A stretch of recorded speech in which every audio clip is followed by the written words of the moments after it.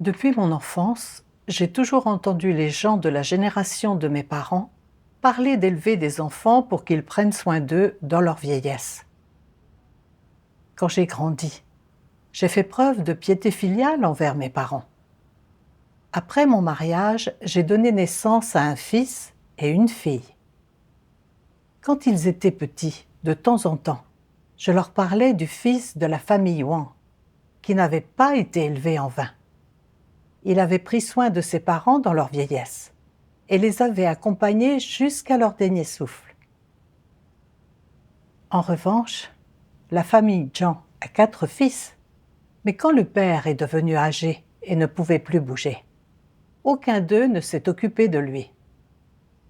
Il a vraiment élevé un nid de misérables ingrats. J'ai aussi demandé à mon fils et ma fille: Je vous élève, alors est-ce que vous prendrez soin de moi quand je serai âgé? Mon fils a répondu: Je le ferai. Je l'ai félicité joyeusement en disant: Tu comprends vraiment ce qui compte. Je ne t'ai pas élevé en vain. À cause de mon endoctrinement, mes enfants ont su faire preuve de piété filiale envers moi dès leur plus jeune âge. Ma santé est fragile. J'ai développé une maladie cardiaque et de l'hypertension dans ma trentaine. Quand les symptômes sont graves, j'ai du mal à respirer et j'ai des vertiges. Parfois, je suis si faible que je ne peux pas marcher. Après que mes enfants ont grandi, peu importe le travail que je faisais, ils s'empressaient de m'en décharger dès qu'ils le voyaient. Ils prenaient vraiment soin de moi. En voyant mes enfants me traiter si bien, je me sentais très rassurée. J'avais le sentiment que je ne les avais pas élevés en vain et que j'avais un soutien pour mes vieux jours. En vieillissant ces dernières années, j'ai souvent souffert de poussées de cardiopathie et d'hypertension artérielle. Je souffre souvent de pression thoracique, d'essoufflement, de vertige et d'insomnie, et je suis étourdie toute la journée. Il m'arrive aussi d'être trop faible pour marcher. Mon mari est épuisé à force de travailler toute la journée et n'a plus l'énergie nécessaire pour s'occuper de moi. Alors, mon fils et ma belle-fille m'ont emmené voir le médecin et ont pris soin de moi. Pendant la pandémie, en 2021, j'ai attrapé le Covid-19 et j'étais allongée au lit, incapable de bouger. Mon fils et ma belle-fille m'apportaient de l'eau et des médicaments et prenaient bien soin de moi. Ma fille revenait parfois pour m'aider à faire le ménage et à préparer des petits pains cuits à la vapeur et des petits pains farcis que je pouvais mettre au congélateur. Chaque fois que ça arrivait, je me sentais particulièrement comblée et j'avais le sentiment de ne pas avoir élevé mes enfants en vain. Début 2023, le patron de mon fils voulait le transférer dans une autre région pour travailler avec une promotion et une augmentation. Mon fils a discuté avec moi pour savoir s'il devait y aller ou pas. Quand j'ai entendu la nouvelle, je me suis dit: mon fils n'a pas encore sa propre maison. C'est bien pour lui de gagner plus d'argent, pour qu'il puisse vivre plus confortablement. Mais ensuite, je me suis dit que je vieillissais chaque année, que mon corps était ravagé par la maladie et que j'avais encore besoin que mon fils s'occupe de moi quand je ne pouvais pas bouger. S'il allait travailler dans une autre région, est-ce que je pourrais encore compter sur lui dans les moments critiques? En un clin d'œil, l'été est arrivé et le patron de mon fils s'est employé à le convaincre. Son salaire a plus que triplé et son patron a aussi promis d'arranger un bon travail pour sa femme. Mon fils et ma belle-fille ont accepté.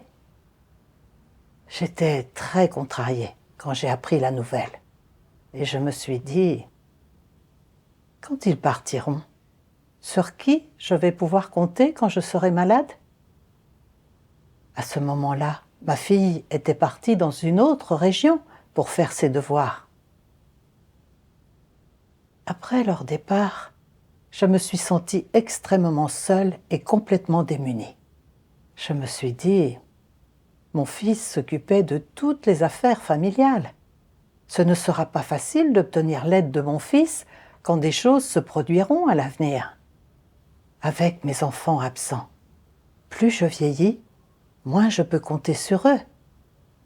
Quand j'y pensais, je me sentais très abattue. Peu après le départ de mes enfants, j'ai été à nouveau frappée par le Covid-19. C'était beaucoup plus grave que la première fois. Mon mari ne sait pas comment prendre soin des gens. Il ne sait que s'immerger dans son travail.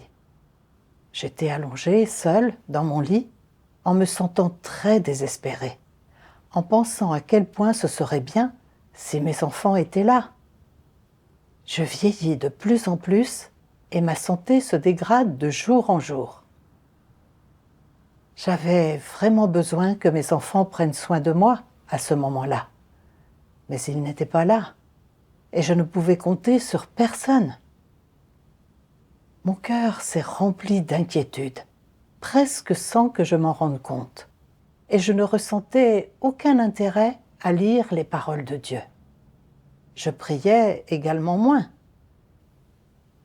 Par la suite, j'ai reçu des injections pendant quelques jours et mon état s'est progressivement amélioré. Cependant, je me sentais encore si faible que je ne pouvais même pas soulever une serpillière. Je ressentais une tristesse cuisante dans mon cœur en me disant « J'ai travaillé si dur pour élever mes enfants, mais quand je suis devenue âgée, ils sont tous partis. Si je tombe gravement malade à l'avenir, seront-ils là pour s'occuper de moi ?» Un jour, mon fils m'a appelé en vidéo et m'a dit avec inquiétude « Maman, si tu ne te sens pas bien, repose-toi. Si tu ne peux pas faire quelque chose, ne le fais pas. » Je me suis plainte en disant « Si je ne le fais pas, qui va m'aider à le faire? Je ne peux pas compter sur vous. » Quand mon fils a entendu ça, il a baissé la tête et a eu l'air très contrarié sans dire un mot.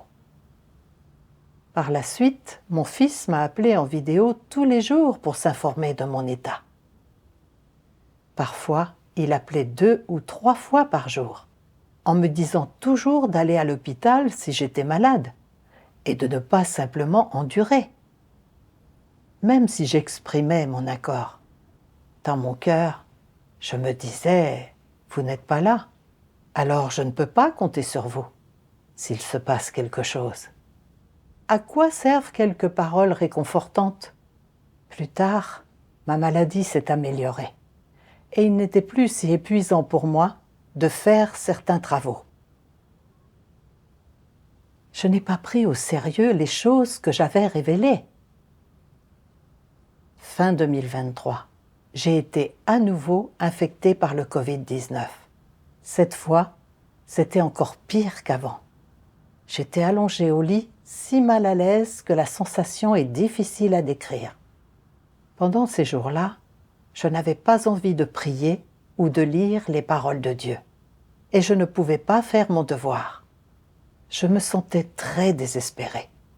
Je me disais, même si j'ai un fils et une fille, ma fille passe la majeure partie de son temps loin de la maison à faire ses devoirs. Mon fils est parti travailler dans une autre région et je ne peux pas non plus compter sur lui. Je suis allongée au lit, malade, et il n'y a même pas quelqu'un pour me demander comment je vais. Ça ne servait à rien d'élever mes enfants. Quand mes frères et sœurs cadets ont appris que j'avais contracté le Covid-19, ils m'ont appelé et m'ont dit de me faire soigner immédiatement. Ils ont dit que certaines personnes autour d'eux étaient mortes du Covid-19 à cause de maladies sous-jacentes. Mon fils a aussi dit qu'il y avait une personne dans son entreprise qui avait une hypertension sous-jacente et qui était morte du Covid-19. J'ai pensé aux 3 fois où j'avais été frappée par le Covid-19, chaque fois de façon plus grave que la précédente. Cette fois-ci, j'étais allongée au lit, incapable même de bouger ou d'avaler ma nourriture. Je me suis dit, est-ce que je vais m'en sortir? Si j'ai des difficultés respiratoires, il n'y a aucun espoir que mes enfants m'emmènent à l'hôpital.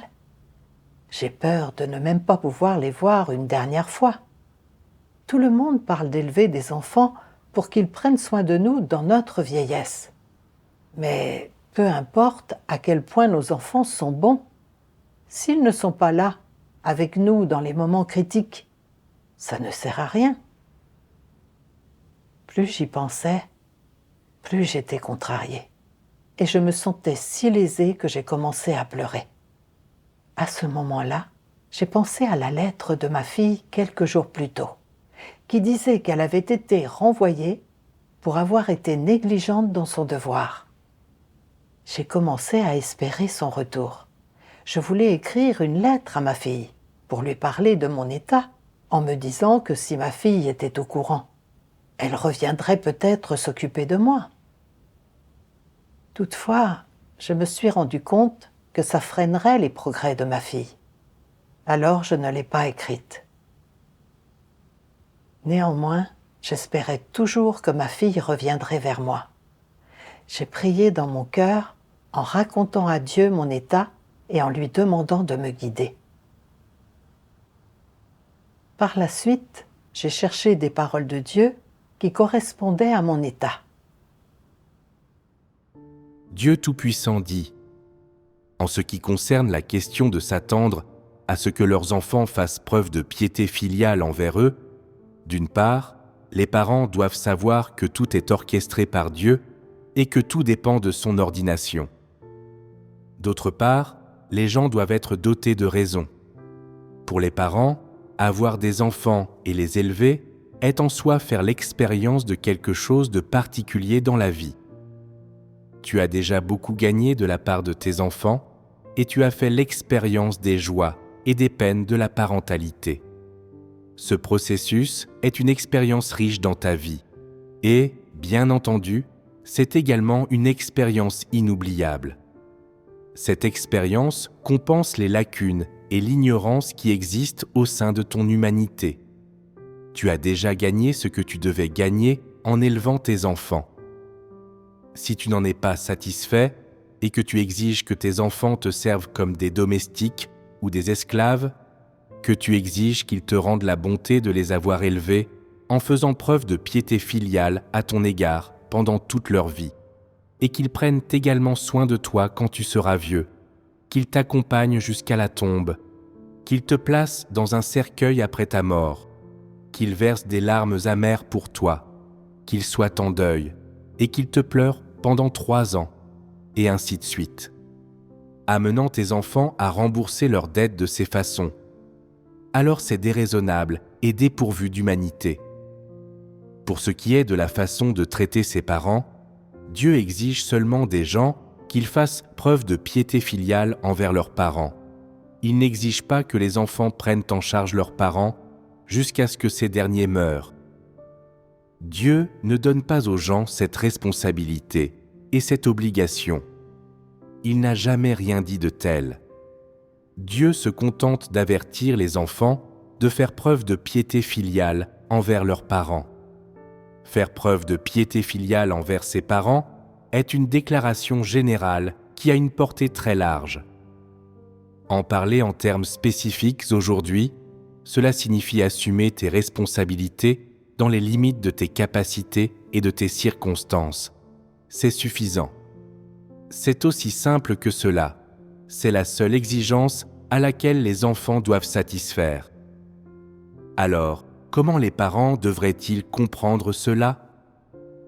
Dieu n'exige pas que les enfants fassent preuve de piété filiale envers leurs parents, ni qu'ils prennent soin d'eux durant leurs vieux jours, ni qu'ils s'occupent de leurs obsèques. En tant que parent, tu dois abandonner ton égoïsme et ne pas exiger que tes enfants gravitent autour de toi, simplement parce que tu les as mis au monde et élevés. Si tes enfants ne gravitent pas autour de toi et qu'ils ne te considèrent pas comme le centre de leur vie, alors tu les réprimandes constamment.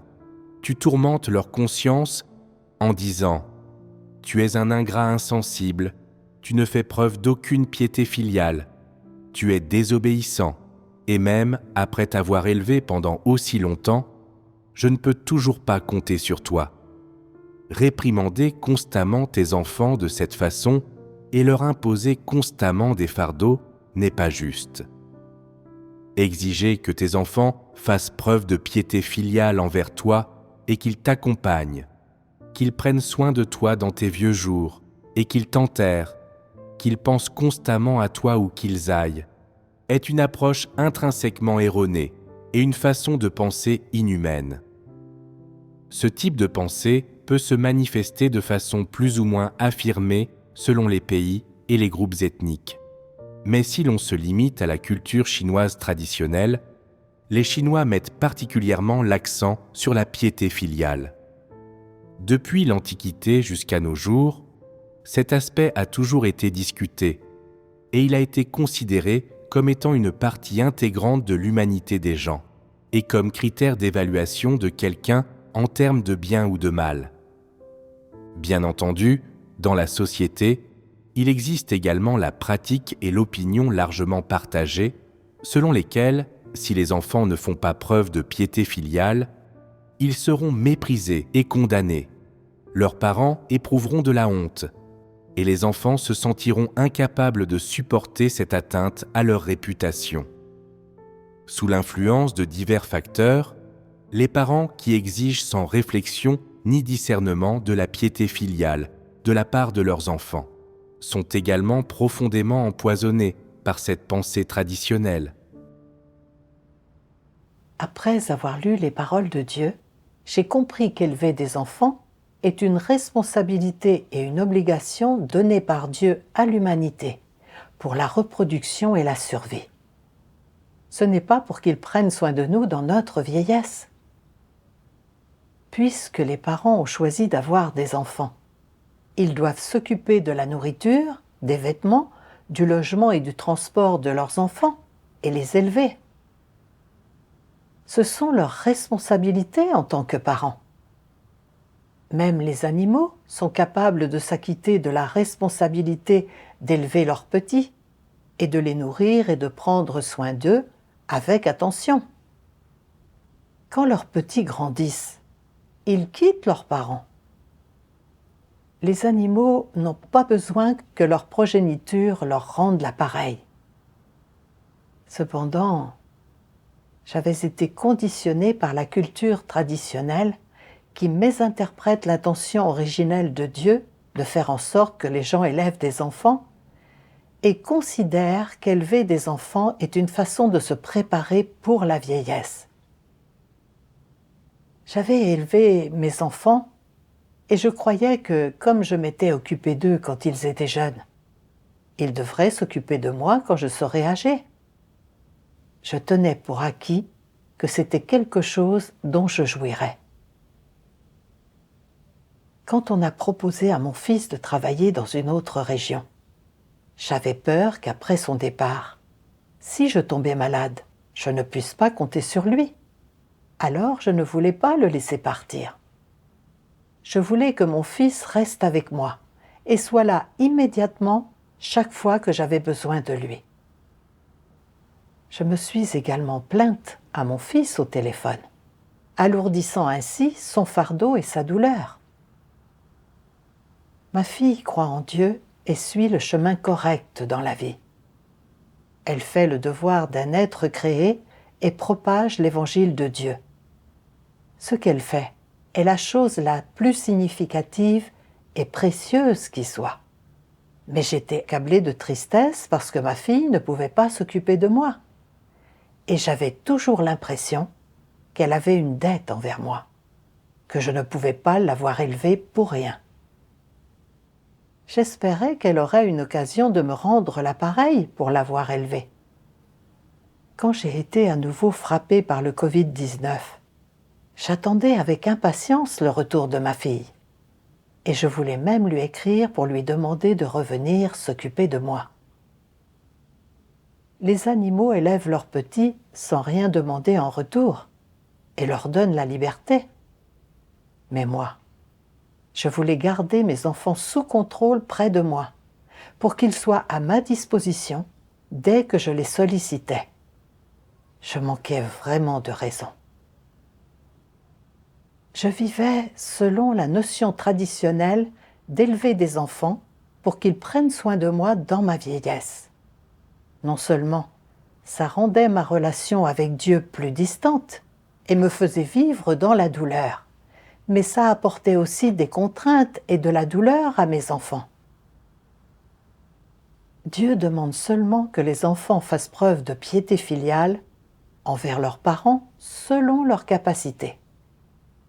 Il est suffisant qu'ils s'acquittent de leurs responsabilités en tant qu'enfants, et Dieu n'exige pas que les enfants prennent soin de leurs parents jusqu'à la fin. En fait, mes enfants se sont acquittés de leurs responsabilités selon leurs capacités. À présent, ils ne peuvent pas prendre soin de moi, parce que les conditions ne le permettent pas. Mais j'insistais encore pour qu'ils le fassent. Est-ce que je ne créais pas des problèmes pour rien? J'ai vu que les paroles diaboliques de Satan, « Élevez vos enfants pour qu'ils s'occupent de vous dans votre vieillesse », m'avaient rendu imperméable à la raison. Grâce à la direction des paroles de Dieu, j'ai finalement pris conscience que l'idée d'élever des enfants pour qu'ils prennent soin de nous dans notre vieillesse est une chose négative et qu'elle est nuisible pour les gens. Quand j'ai compris ça, j'ai prié Dieu, disposé à chercher la vérité pour changer mes points de vue incorrects. Après, j'ai lu davantage de paroles de Dieu. Dieu Tout-Puissant dit : « Peu importe où les enfants vivent ou travaillent, ce n'est jamais facile et il y a toujours beaucoup de difficultés et de pression. Ils ont tous leur propre vie, leur propre méthode de survie et une destinée tracée pour eux par Dieu. Bien entendu, toute personne vivant dans cette société fait face à d'énormes pressions à divers égards, notamment la question de la survie, les relations entre supérieurs et subordonnés, et les questions liées aux enfants. Surtout dans l'environnement social chaotique et au rythme effréné d'aujourd'hui, rempli partout de compétition et de conflits sanglants, personne n'a une vie facile. Tout le monde a une vie plutôt difficile.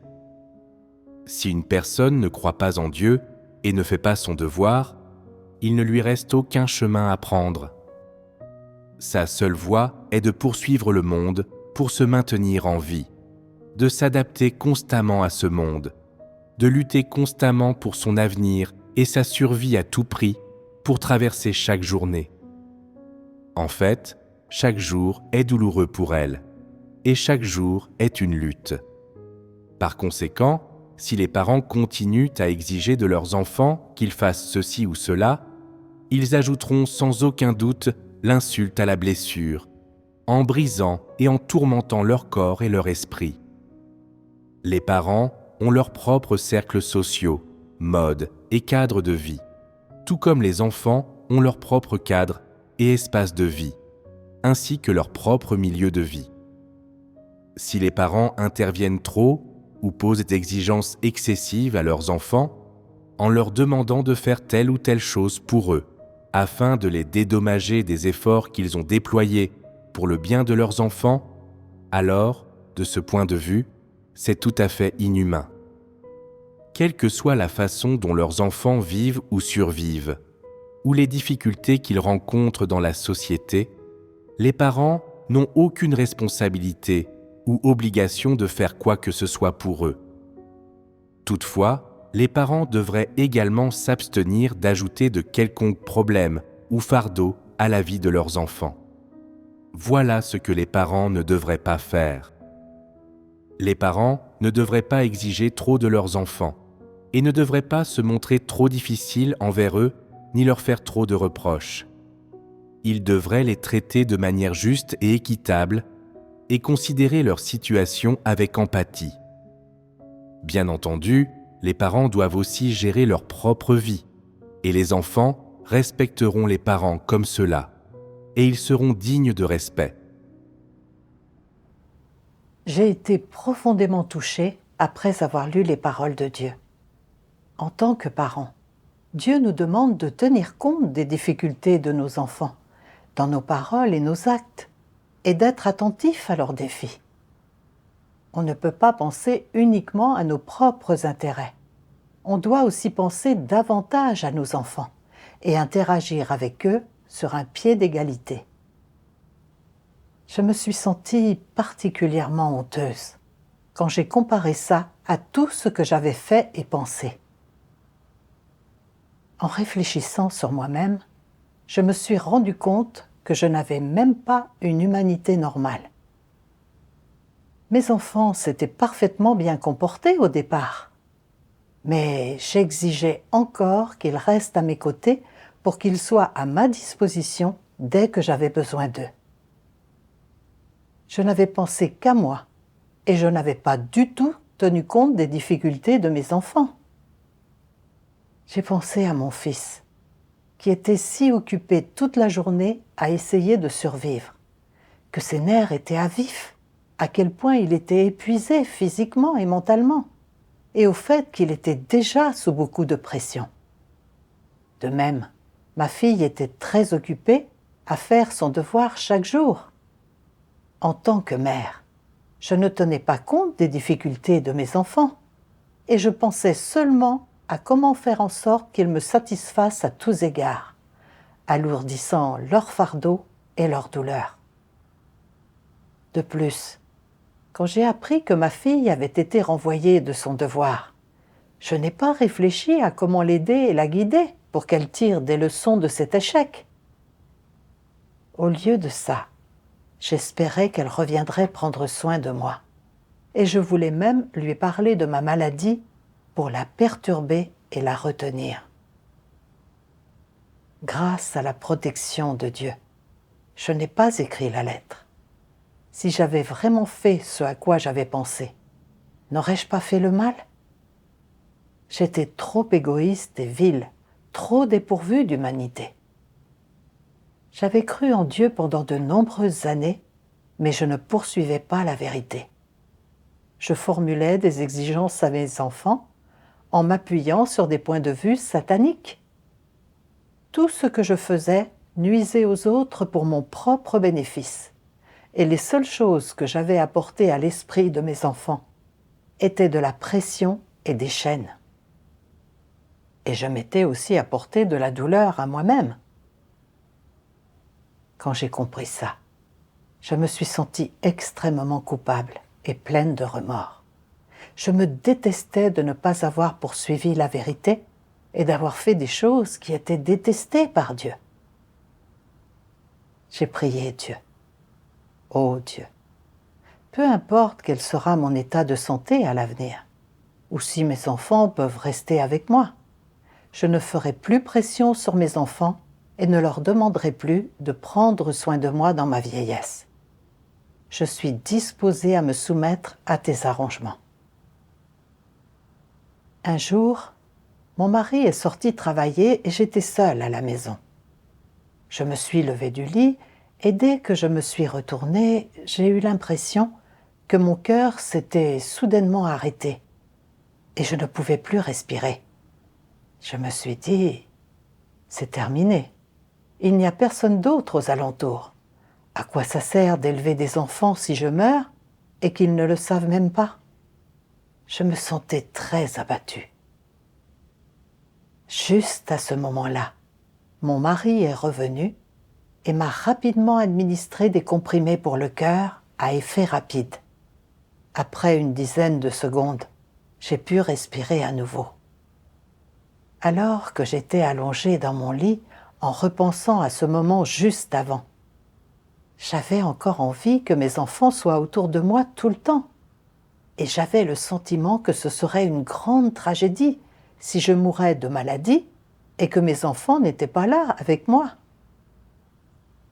Je me suis rendu compte que j'étais encore influencée par l'idée d'élever des enfants pour qu'ils prennent soin de moi dans ma vieillesse. Et je devais chercher un chemin pour résoudre ça. Par la suite, j'ai lu les paroles de Dieu. Dieu Tout-Puissant dit « Les parents ne devraient pas exiger de leurs enfants qu'ils fassent preuve de piété filiale et qu'ils s'occupent d'eux dans leurs vieux jours, qu'ils portent le fardeau de leur âge avancé. Cela n'est pas nécessaire. D'une part, c'est une attitude que les parents se doivent d'avoir à l'égard de leurs enfants, mais c'est aussi une question de nécessaire dignité pour les parents. Bien sûr, il y a aussi un aspect plus important encore, à savoir le principe que les êtres créés qui sont des parents devraient respecter en traitant leurs enfants. Si tes enfants font preuve de piété filiale et qu'ils sont prêts à prendre soin de toi, tu n'as pas à leur dire non. Et s'ils ne sont pas disposés à le faire, tu n'as pas à te plaindre et à gémir toute la journée. Tu n'as pas à te sentir mal à l'aise ou insatisfait dans ton cœur, ni à nourrir quelque rancune que ce soit envers tes enfants. Tu dois assumer la responsabilité et porter toi-même le fardeau que représente ta vie et ta survie dans la mesure où tu en es capable, et non t'en décharger sur les autres, en particulier sur tes enfants. Tu dois faire face à la vie de manière proactive et appropriée, sans la compagnie ou l'aide de tes enfants à tes côtés. Et quand bien même tu vivrais loin de tes enfants, tu devrais néanmoins être capable de faire face seul à ce que la vie t'apporte. Bien sûr, si tu as besoin d'une aide indispensable de la part de tes enfants, tu peux la leur demander, mais cela ne doit pas se fonder sur l'idée et le point de vue erroné que les enfants doivent faire preuve de piété filiale envers leurs parents, ou que tu comptes sur eux pour qu'ils prennent soin de toi dans tes vieux jours. Au contraire, les deux parties devraient envisager de faire des choses, pour leurs parents ou leurs enfants, dans l'optique d'assumer leurs responsabilités. Ainsi, la relation entre les parents et les enfants peut être gérée de façon rationnelle. Si tu poursuis la vérité, en tant que parent, tu dois d'abord et avant tout abandonner tes pensées et points de vue traditionnels, putrides et dégénérés concernant la question de savoir si les enfants font preuve de piété filiale, s'ils s'occupent de toi dans tes vieux jours et s'ils t'enterrent, pour enfin aborder cette question correctement.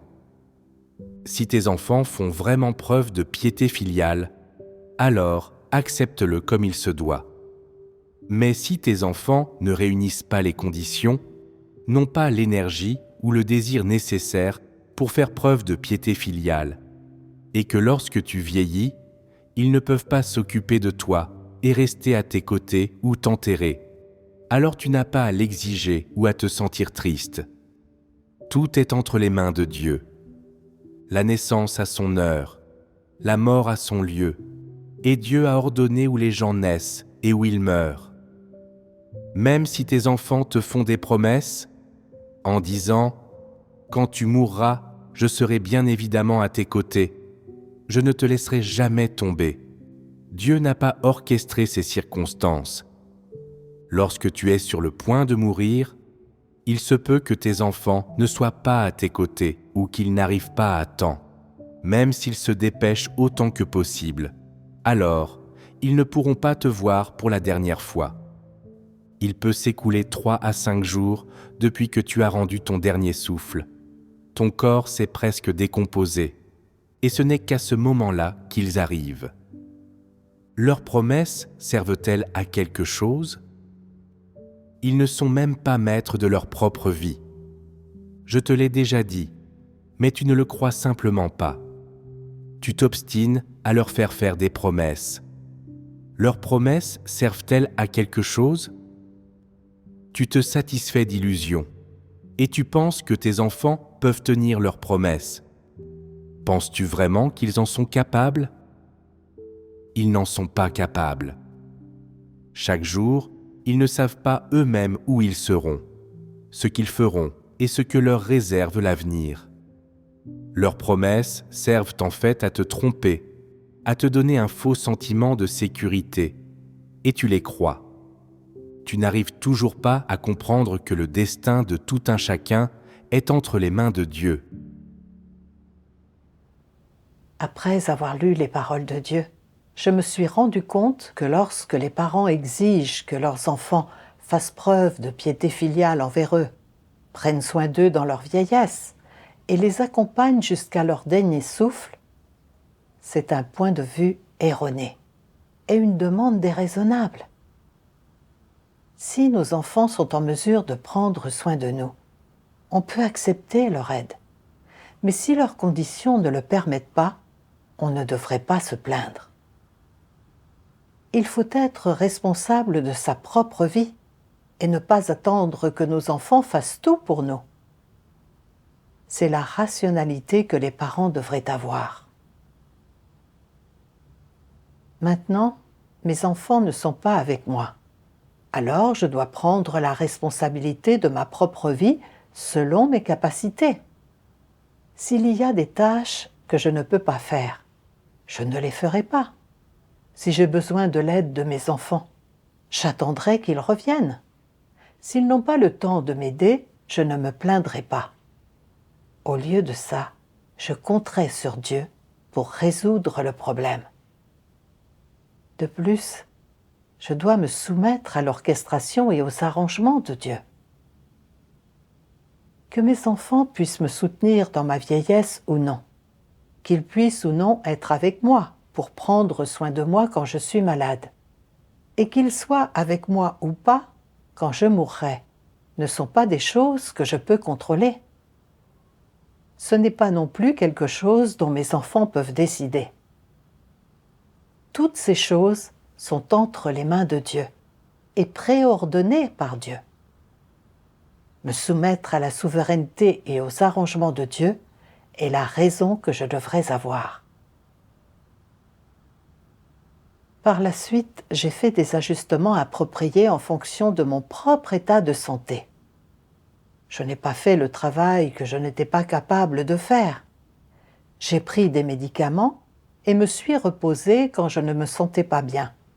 Et je n'étais plus obsédée par la question de savoir si mes enfants prendraient soin de moi dans ma vieillesse.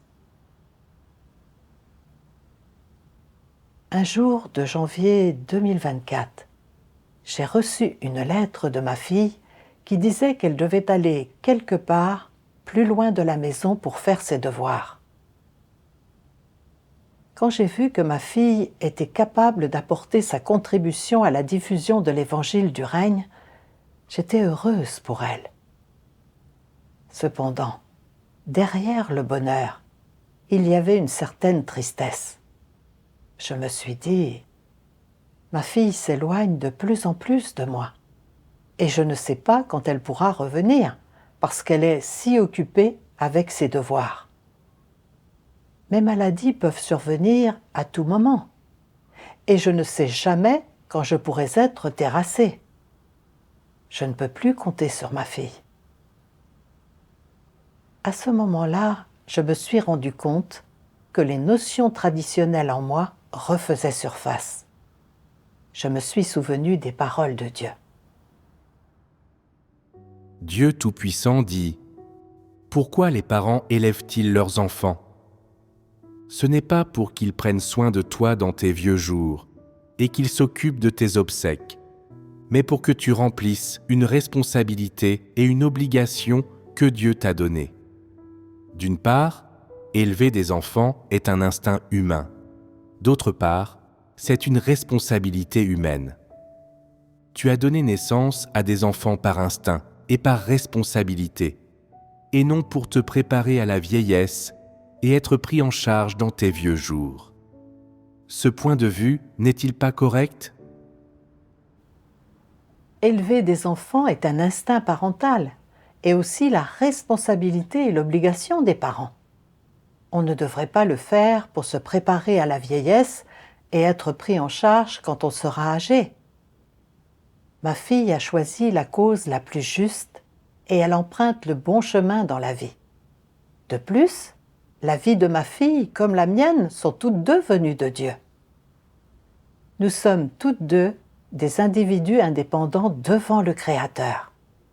C'est la responsabilité de chacun que de faire les devoirs d'un être créé et de rendre l'amour de Dieu. En tant que croyante en Dieu, je dois soutenir et encourager ma fille pour qu'elle fasse son devoir et ne devrais pas formuler d'exigences extravagantes envers elle.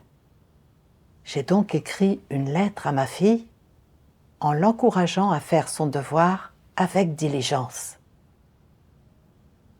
Par la suite, quand mon fils et ma fille n'étaient pas à la maison et que mon mari sortait travailler, en me laissant seule à la maison, je me sentais parfois assez esseulée. Un jour, j'ai lu un passage des paroles de Dieu et je me suis sentie très réconfortée. Dieu Tout-Puissant dit : « Par conséquent, quand tu te sens seul, pourquoi ne penses-tu pas à Dieu ? Dieu est-il le compagnon de l'homme ? Lorsque tu ressens une extrême souffrance et tristesse, qui peut vraiment réconforter ton cœur ? Qui peut vraiment résoudre tes difficultés ? Seul Dieu peut vraiment résoudre les difficultés des gens. Si tu es malade et que tes enfants sont à tes côtés à te servir et à s'occuper de toi, tu te sens plutôt heureux. Mais, avec le temps, tes enfants en auront assez et plus personne ne voudra s'occuper de toi. Dans des moments comme ceux-là, tu te sentiras vraiment seul. Tu penses que tu n'as pas de partenaire à tes côtés maintenant ? Mais est-ce vraiment le cas ?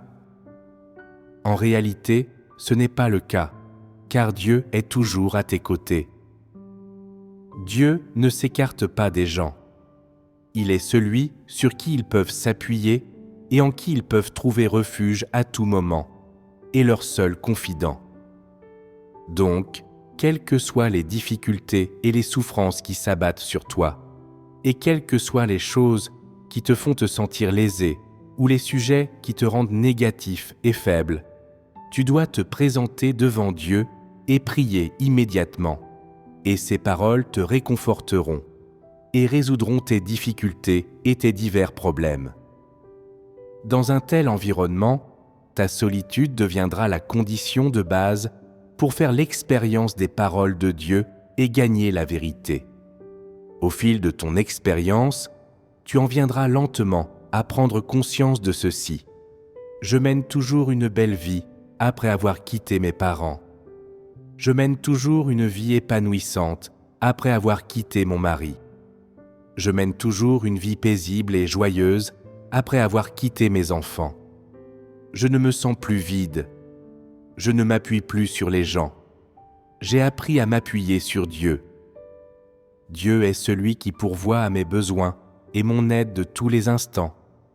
Bien que je ne puisse ni le toucher, ni le voir, je sais qu'il est à mes côtés à tout moment et en tout lieu. Tant que je le prie, tant que je l'invoque, il m'émouvra et me permettra de comprendre ses intentions et de voir le chemin que je dois emprunter. À ce moment-là, il deviendra vraiment ton Dieu et tous tes problèmes seront résolus. Alors que je méditais sur les paroles de Dieu, mon cœur s'est illuminé et j'ai compris que les gens vivent toute leur vie sous les soins et la protection de Dieu. Dieu est le seul sur qui l'homme peut compter. En repensant à ces années, aux nombreuses occasions où j'ai été confrontée à des dangers et à des difficultés, Dieu a toujours orchestré des personnes, des événements et des choses pour m'aider à échapper à mes problèmes et à trouver la sécurité. Je me souviens qu'un jour, j'étais en train de préparer des légumes dans la maison. J'ai vu qu'il y avait une pluie légère dehors. Alors je suis sortie. Et juste à ce moment-là, le toit de ma maison s'est effondré en laissant un grand trou. Un énorme morceau de terre d'environ 100 kilos est tombé et a atterri exactement là où j'étais en train de préparer les légumes, en écrasant toutes les bassines avec les légumes dedans. Sans la protection de Dieu, je serais morte écrasée. Une autre fois, j'étais si malade que je ne pouvais pas me lever, et mon mari et mes enfants ne le savaient pas. C'est un voisin qui est venu me rendre visite et m'a découverte et a immédiatement appelé un médecin. Le médecin a dit que si je n'avais pas été soignée à temps, j'aurais fait une hémorragie cérébrale. Au cours de ces années, j'ai gravement souffert du tourment de la maladie. Et ce sont les soins et la protection de Dieu qui m'ont permis de survivre jusqu'à maintenant. Dieu est mon vrai soutien. Mes enfants ne peuvent pas contrôler leur propre destinée. Alors, comment puis-je compter sur eux? Même si mes enfants restent avec moi, ils ne peuvent pas me sauver quand je suis en danger, ni soulager ma douleur. Quand ma durée de vie arrivera à sa fin, même s'ils sont à côté de moi, ils ne pourront rien faire. Tout ce qui me concerne est entre les mains de Dieu. Seul Dieu est la source de ma vie et mon soutien pour toute la vie. Bien que mes enfants ne soient pas autour de moi, je ne suis pas seule. Quand je suis en difficulté et dans la douleur, je peux prier Dieu et lui dire ce qu'il y a dans mon cœur. Quand j'ai compris ça, j'ai eu un chemin de pratique. Plus tard, j'ai encore eu de fréquentes poussées de maladie et j'ai prié Dieu dans mon cœur, en lui confiant ma douleur et mes problèmes. Parfois, quand la maladie frappait et que je ne pouvais pas bouger, je restais simplement allongée au lit et je me reposais un moment en récupérant lentement.